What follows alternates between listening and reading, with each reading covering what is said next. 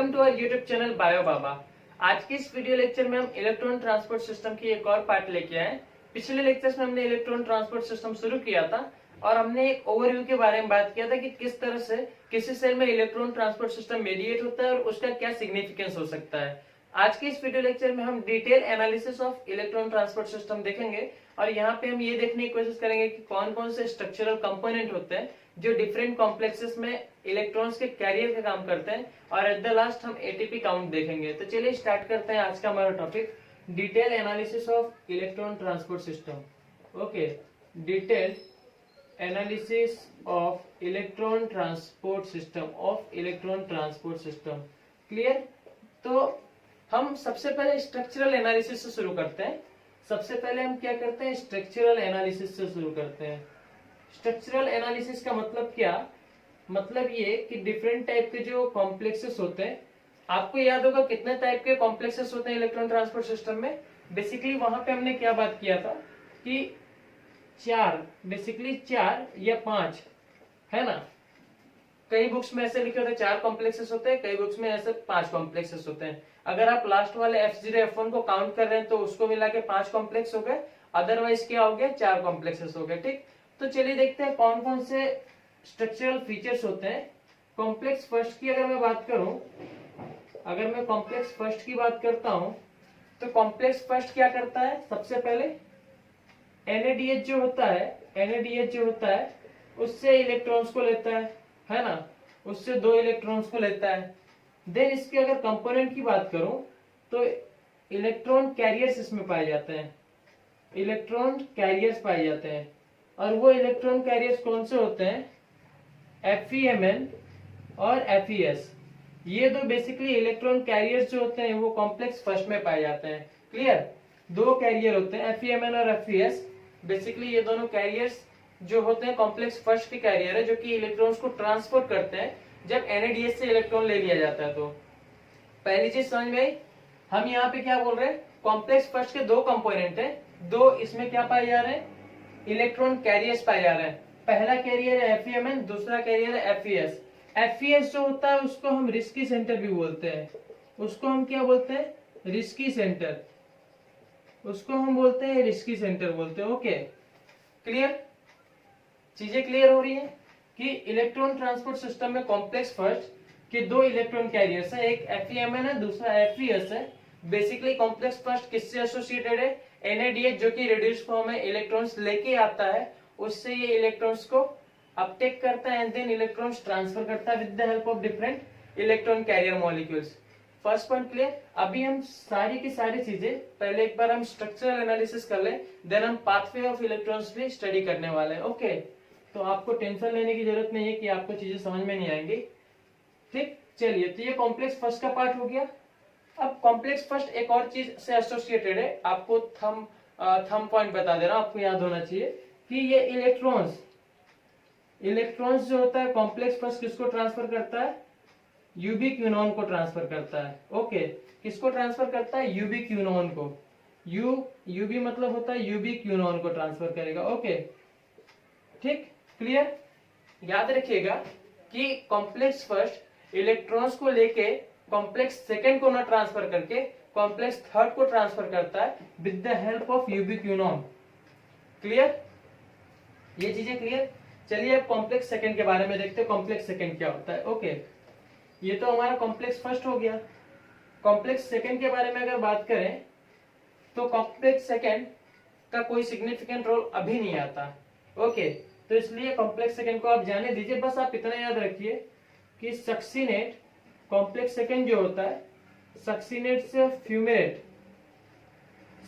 से फ्यूमरेट में कन्वर्ट कराता है। ओके, एंड देन FADH2 का पास ऑन होता है। ओके, ये 2 चीजें आपको, इसके बारे में हम डिस्कस करेंगे आगे, बट अभी ये हमारे कॉम्प्लेक्स से एसोसिएटेड नहीं है तो इसलिए हम इसके बारे में डिस्कस नहीं कर रहे हैं।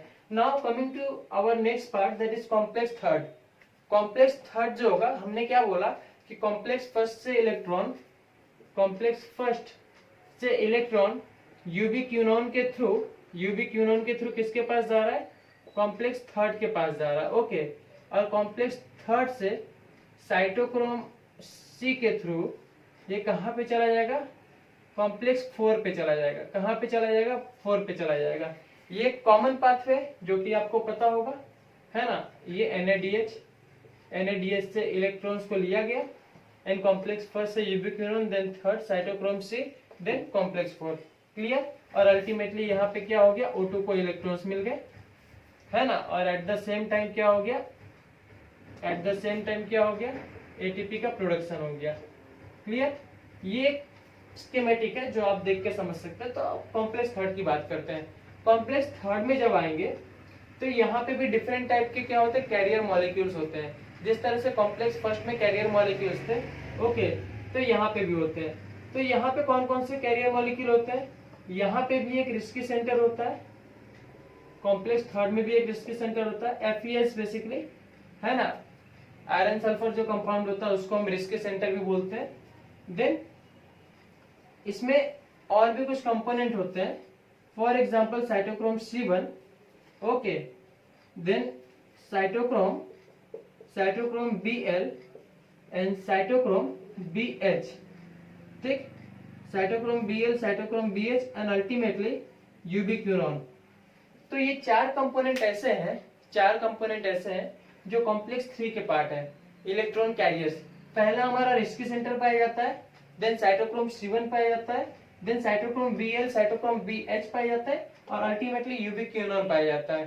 क्लियर? ये सारी चीजें क्लियर हो गई कि कॉम्प्लेक्स 3 के कंपोनेंट कौन से और कॉम्प्लेक्स फर्स्ट के कंपोनेंट कौन से। चलिए अगर इसको याद करने की बात करें, ये चीजें आपको याद कैसे रहेंगी? इतने सारे भारी भारी कॉम्प्लेक्सेस है, याद कैसे रहेंगे? आपको परेशान होने की जरूरत नहीं है। अगर आप ध्यान से देखें तो यहाँ पे R है। चलिए कोड की बात करते हैं। कोड मैं देता हूँ आपको, एक कोड देता हूँ। इस कोड के थ्रू आपको ये कॉम्प्लेक्सेस है एकदम एक पल में याद हो जाएंगे, बिना कभी आप नहीं भूलेंगे। ठीक है, आप ध्यान से देखिए, यहाँ पे R लिखा हुआ है, यहाँ पे C है, ओके, यहाँ पे C है, यहाँ पे B है, ठीक। तो अगर आप देखेंगे तो R यानी क्या हो गया? रिस्की सेंटर, ओके, R की यानी क्या हो गया? Risky centre. C यानी क्या हो गया? Cytochrome, okay. साइटोक्रोम में क्या है? साइटोक्रोम में आप साइटोक्रोम C1 हो गया एक तो, ठीक, और एक साइटोक्रोम B भी है, तो आप ऐसे B, साइटोक्रोम B। तो अगर आप देख रहे हैं तो क्या हो गया?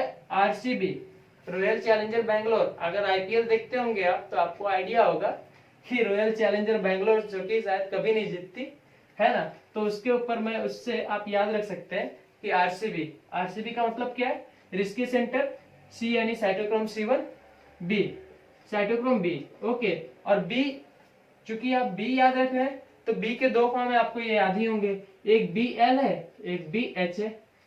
क्लियर हुआ? तो कॉम्प्लेक्स 3 को आप कैसे याद कर सकते हैं? RCB के थ्रू याद कर सकते हैं, ओके।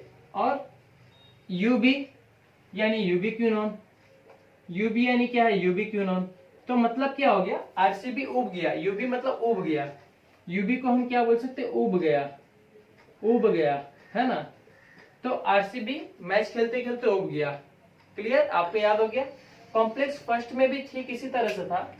कॉम्प्लेक्स फर्स्ट का भी एक ऐसा ही कोड है, मैं वहां पे ही बताना चाहता था, चलिए यहाँ पे बता देता हूँ। कॉम्प्लेक्स फर्स्ट के हमने दो कंपोनेंट देखे थे। एक कंपोनेंट क्या था?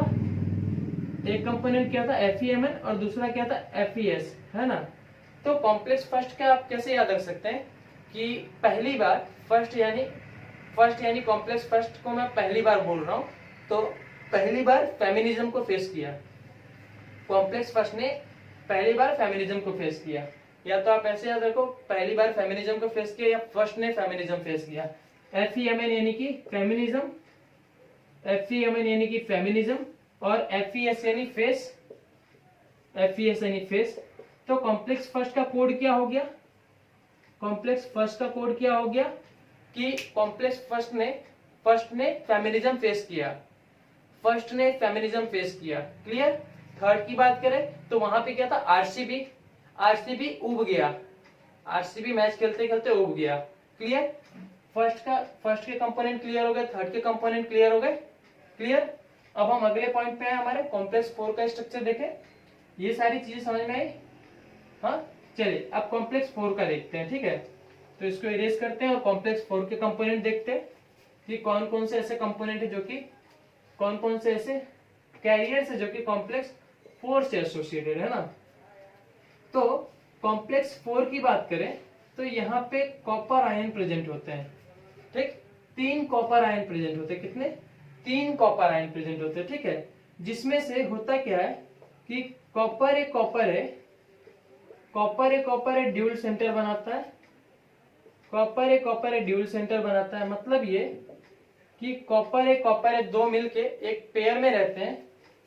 देन उसके बाद एक और कॉम्प्लेक्स होता है जिसको हम बोलते हैं साइटोक्रोम ए, फिर एक और कॉम्प्लेक्स होता है जिसको हम बोलते हैं साइटोक्रोम A3, और फिर एक और कंपोनेंट होता है जिसको हम बोलते हैं कॉपर बी, जिसको हम क्या बोलते हैं कॉपर बी। तो बेसिकली ये 4 कंपोनेंट है। कॉम्प्लेक्स 4 में 4 कंपोनेंट है, कॉम्प्लेक्स 4 में 4 कंपोनेंट है। क्लियर? ये आप ऐसे याद रख सकते हैं, 4 में 4 कंपोनेंट है। कौन कौन से? साइटोक्रोम ए, साइटोक्रोम A3 है ना, कॉपर है dual centre, copper B. Sequence आपका यही रहेगा, सीक्वेंस आपका कॉपर है dual centre, cytochrome A3 and copper B, यही सीक्वेंस रहेगा। क्लियर? एक मेन पॉइंट आपको याद रखना है कि यहाँ पे कॉम्प्लेक्स 4 में, अभी हम बात करेंगे इसके बारे में भी, लेकिन मैं आपको यहाँ पे भी बता दूं कि कॉम्प्लेक्स 4 में एक जगह यहाँ पे copper B and cytochrome A3 ये दोनों मिलके पेरोक्साइड बॉन्ड बनाते हैं। ये दोनों मिलके ऑक्सीजन के साथ पेरोक्साइड बॉन्ड बनाते हैं। क्या बनाते हैं? पेरोक्साइड बॉन्ड बनाते हैं। ओके, पेरोक्साइड बॉन्ड बनाते हैं। और यही पेरोक्साइड बॉन्ड बाद में जब टूटता है तो क्या होता है? O2 का फॉर्मेशन होता है, H2O का फॉर्मेशन होता है। तो फिर क्या होता है? H2O का फॉर्मेशन होता है। क्लियर? तो फिर क्या होता है? H2O का फॉर्मेशन होता है जब पेरोक्साइड बॉन्ड क्या होगा? ब्रेक होगा। तो पेरोक्साइड बॉन्ड जब ब्रेक होता है तो H2O का फॉर्मेशन होता है। ठीक, आपको यहाँ पे मैं आपको थंब पॉइंट बता रहा हूँ, की पॉइंट्स बता रहा हूँ, जो आपको एक बार आपको पता चल जाए। देन उसके बाद अभी हम क्या करेंगे, इसका पूरा का पूरा इलेक्ट्रॉन पाथवे एनालिसिस करेंगे। ठीक है, तो ये तो कुछ की रूल्स हैं जो आपको पता होना चाहिए कि कॉम्प्लेक्स किसके बीच क्या हो रहा है। ओके, तो ये सारी चीजें क्लियर हो गई। चलिए अब हम अपना पाथवे ऑफ इलेक्ट्रॉन स्टडी करते हैं। ठीक है, okay, pathway of electron study करते हैं। तो आई होप कि आपको ये सारे के सारे कॉम्प्लेक्सेस कौन कौन से होते हैं वो समझ में आ गए होंगे। तो इससे क्या होगा कि अब सिर्फ बताना रहेगा आपको, चीजें आपको पहले से पता चल चुकी है, आपने स्ट्रक्चरल एनालिसिस कर लिया है। अब आपको क्या करना है कि सिर्फ देखना है कि कौन से पाथवे हैं, pathway of electrons. Okay, pathway of electron. ठीक, तो सबसे पहले चलिए अब फटाफट देखते हैं। NADH होता है, इलेक्ट्रॉन लेके आता है। NADH जो है NAD+ में कन्वर्ट हो गया। इसने आपको क्या किया? 2 इलेक्ट्रॉन दिया। 2 इलेक्ट्रॉन जैसे ये ट्रांसफर करेगा तो आपको पता है कौन सा होता है? फेमिनिज्म, FEM एंड FES, ये 2 कॉम्प्लेक्सेस होते हैं। यहाँ से ट्रांसफर हो गया जो कॉम्प्लेक्स फर्स्ट के पार्ट है। कॉम्प्लेक्स फर्स्ट से जब ये पास होगा तो फिर क्या होगा? अब ये क्या हो जाएगा? ये यूबिक्विनोन के पास आ जाएगा। यूबिक्विनोन जो होगा कॉम्प्लेक्स सेकंड को ना देके कॉम्प्लेक्स थर्ड को दे देगा। कॉम्प्लेक्स थर्ड में हमें पता है कौन कौन से स्ट्रक्चर होते हैं। कॉम्प्लेक्स थर्ड में हमें पता है कि FES होता है ना। चलिए इसको थोड़ा यहां से करते हैं। यूबिक्विनोन पे आ गया, कॉम्प्लेक्स थर्ड की बात करते हैं तो कॉम्प्लेक्स थर्ड में एक रिस्की सेंटर होता है, हमें पता है। फिर क्या होता है? साइटोक्रोम होता है। साइटोक्रोम होगा कि नहीं होगा? डेफिनेटली साइटोक्रोम होगा। तो FES जो होता है इलेक्ट्रॉन लेता है, साइटोक्रोम C1 को दे देता है। फिर और क्या होते हैं? साइटोक्रोम और भी होते हैं ना, Bl होता है, साइटोक्रोम BH होता है। देन यूबिक्विनोन आते हैं। अब ये सारी चीजें हो गई। पॉइंट क्या है यहाँ पे देखिए, मेन पॉइंट जो है मैं बताना चाहता हूँ। यूबिक्विनोन 2 इलेक्ट्रॉन लेके आ गया, यूबिक्विनोन 2 इलेक्ट्रॉन लेके आ गया। ठीक है, यूबिक्विनोन 2 इलेक्ट्रॉन लेके आ गया। अब क्या होगा कि इसने 2 इलेक्ट्रॉन यहाँ पे दिया। देखिए 2 इलेक्ट्रॉन इसने FES को दिया, FES को दिया। ये यहाँ पे साइटोक्रोम एक इलेक्ट्रॉन क्या हो गया? इधर चला जा रहा है। एक इलेक्ट्रॉन ये साइटोक्रोम C1 के थ्रू कॉम्प्लेक्स 4 में चला जा रहा है। ठीक है, कॉम्प्लेक्स 4 में चला जा रहा है। ठीक, अभी आप इसको छोड़ दीजिए, अब इतना समझ लीजिए कि एक इलेक्ट्रॉन क्या है, कॉम्प्लेक्स 4 में चला गया। नाउ अब यहां से देखिए बचा कितना, एक इलेक्ट्रॉन, एक इलेक्ट्रॉन बचा, ये यहाँ पे आएगा, साइटोक्रोम Bl में आएगा, फिर साइटोक्रोम BH में आएगा, हाँ साइटोक्रोम Bl में आएगा, देन साइटोक्रोम BH में आएगा, एंड देन अल्टीमेटली यूबिक्विनोन में आ जाएगा। यूबिक्विनोन जब एक इलेक्ट्रॉन को लेता है, यूबिक्विनोन जब एक इलेक्ट्रॉन को लेगा, ओके, तो ये सेमी यूबिक्विनोन में कन्वर्ट हो जाता है। किस में कन्वर्ट हो जाएगा, सेमी यूबिक्विनोन में कन्वर्ट हो जाएगा, ठीक है। एक इलेक्ट्रॉन लेके ये किस में कन्वर्ट होता है, सेमी यूबिक्विनोन में कन्वर्ट हो जाता है, ठीक है। और अगर यूबिक्विनोन 2 इलेक्ट्रॉन लेगा तो यूबिक्विनोन, मैं क्या बोल रहा हूँ, यूबिक्विनोन अगर 2 इलेक्ट्रॉन लेता है तो ये यूबिक्विनोल में कन्वर्ट होता है। किसमें, यूबिक्विनोल में कन्वर्ट हो रहा है, ठीक है, जिसको हम बोलते हैं QS2, जिसको हम क्या बोलते हैं, QS2। लेकिन आप बताइए कि यहाँ पे यूबिक्विनोन एक इलेक्ट्रॉन ले रहा है कि 2, तो आप देख रहे हैं कि यहाँ पे इलेक्ट्रॉन कितना ले रहा है, एक ले रहा है। तो जब ये एक इलेक्ट्रॉन ले रहा है तो ये सेमी यूबिक्विनोल में कन्वर्ट हो गया। नाउ आप क्या देख रहे हैं, पूरी बात फिर से देखिए कि यूबिक्विनोल ने 2 इलेक्ट्रॉन लेके आए, 2 इलेक्ट्रॉन लेके आए, एक इलेक्ट्रॉन इसने FeS को दिया, तो ये साइटोक्रोम C1 के थ्रू होते हुए कॉम्प्लेक्स 4 के पास चला गया, जाने दो भैया, ठीक है। दूसरा electron cytochrome Bl cytochrome BH से होते हुए यूबिक्विनोन के पास आता है, सेमी यूबिक्विनोल में ले लेता है, कन्वर्ट हो जाता है, ठीक है। तो हो क्या रहा है, एक इलेक्ट्रॉन इधर पास हो रहा है, जबकि ये दूसरा इलेक्ट्रॉन क्या हो रहा है, इसी के फॉर्म में, सेमी यूबिक्विनोल के फॉर्म में स्टोर हो जा रहा है। तो अगर ऐसे ही चलता रहा, इलेक्ट्रॉन्स ऐसे ही स्टोर होते रहे, तो क्या हाइड्रोजन की पंपिंग होगी, हाइड्रोजन की पंपिंग क्या हो जाएगी, कम हो जाएगी ना। हमें पता है कि जब डिफरेंट कॉम्प्लेक्सेस से इलेक्ट्रॉन्स पास होते हैं, तो मैट्रिक्स से जब ये पास हो रहे होते हैं, तो फिर क्या होता है, मैट्रिक्स से क्या होता है, हाइड्रोजन को पंप किया जाता है पेरी माइटोकॉन्ड्रियल स्पेस में। लेकिन यहाँ पे क्या हो रहा है, इलेक्ट्रॉन पास ही नहीं हो पा रहा है, स्टोर हो जा रहा है, तो क्या उतने ही अमाउंट ऑफ हाइड्रोजन पास होंगे जितने पहले हो रहे थे, नहीं ना। तो ये तो एक बहुत बड़ी प्रॉब्लम आ गई ना, सेल के लिए बहुत बड़ी प्रॉब्लम आ गई, इलेक्ट्रॉन्स के लॉस होने लगे। तो इस इलेक्ट्रॉन लॉस को रोकने के लिए, ये इलेक्ट्रॉन लॉस ना हो जाए, उसको वापस से रिकवर करने के लिए एक डिफरेंट पाथवे यहाँ पे फॉलो होता है, जिसको हम बोलते हैं क्यू साइकिल, जिसको हम क्या बोलते हैं, क्यू साइकिल, जिसको हम बोलते हैं क्या, क्यू साइकिल, ओके। तो क्यू साइकिल किस लिए हो रही है, जो इलेक्ट्रॉन सेमी यूबिक्विनोल के फॉर्म में कंजर्व हो गया था, उस इलेक्ट्रॉन्स को वापस यूटिलाइज करने के लिए एक क्यू साइकिल होती है, ओके, क्लियर हुआ बात। तो इस क्यू साइकिल में क्या होगा, इस क्यू साइकिल में क्या होगा, ये सेमी यूबिक्विनोल के फॉर्म में स्टोर हो गया है, ठीक। ये इलेक्ट्रॉन यहाँ पे वेट कर रहा है, कॉम्प्लेक्स 4 के पास जाके ये इलेक्ट्रॉन यहाँ पे वेट कर रहा है, अभी चीजें पूरी नहीं हुई हैं, वापस से यहाँ पे यूबिक्विनोन आएगा, ठीक है। जब नेक्स्ट राउंड में यूबिक्विनोन 2 इलेक्ट्रॉन लेके आएगा, तो फिर से वही चीज होगी, एक इलेक्ट्रॉन यहाँ पे पास हो जाएगा, देन ये कॉम्प्लेक्स 4 के थ्रू होते हुए चला जाएगा।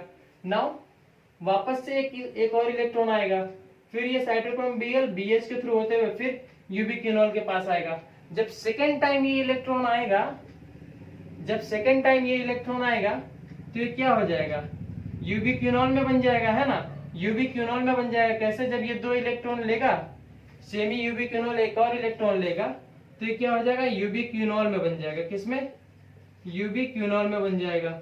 और 2 इलेक्ट्रॉन लेने के साथ साथ ये 2 हाइड्रोजन मैट्रिक्स से एक्सट्रैक्ट कर लेगा, 2 हाइड्रोजन ये मैट्रिक्स से एक्सट्रैक्ट करेगा और QS2 बना देगा। बात समझ में आई क्या हुआ, कि पहले एक ही इलेक्ट्रॉन था, बाद में इसने एक और इलेक्ट्रॉन लिए, एक और इलेक्ट्रॉन लेने के बाद 2 इलेक्ट्रॉन आ गए, 2 हाइड्रोजन मैट्रिक्स से एक्सट्रैक्ट करेगा और अल्टीमेटली QS2 में कन्वर्ट हो जाएगा। एंड देन ये QS2 वापस से इस पर्टिकुलर साइकिल में इंटर कर जाएगा, वापस से इस पर्टिकुलर साइकिल में इंटर कर जाएगा। चीजें क्लियर है, वापस से इस पर्टिकुलर साइकिल में इंटर कर जाएगा। तो इस तरह से जो इलेक्ट्रॉन का जो लॉस होने वाला था वो रुक चुका है, वो अब नहीं होगा, ठीक है। तो इसी को हम बेसिकली क्यू साइकिल बोलते हैं। तो क्यू साइकिल का रोल कहाँ पे आ गया, कहाँ पे आता है वो आपने देख लिया, ठीक, किस तरह से मेडिएट होता है वो देख लिया। तो चलिए ये इस कॉम्प्लेक्स में बस इतना ही था। अब हम बढ़ते हैं हमारे कॉम्प्लेक्स 4 की ओर, कि जब एक इलेक्ट्रॉन यहाँ पे पहुंच चुका है तो अब इसके बाद क्या होगा। कॉम्प्लेक्स 4 की स्ट्रक्चरल एनालिसिस करते हैं और उसका फंक्शनल सिग्निफिकेंस देखते हैं, ओके। तो ये कॉम्प्लेक्स 3 की बात हो गई। ये चीजें याद हो गई आपको किस तरह से ये चीजें चल रही थी, है ना। यहाँ पे यूबिक्विनोल था, सेमी यूबिक्विनोल बना हुआ था, इसको हम लिख देते हैं सेमी यूबिक्विनोल। ओके, नाउ कॉम्प्लेक्स 4 पे आते हैं। चलिए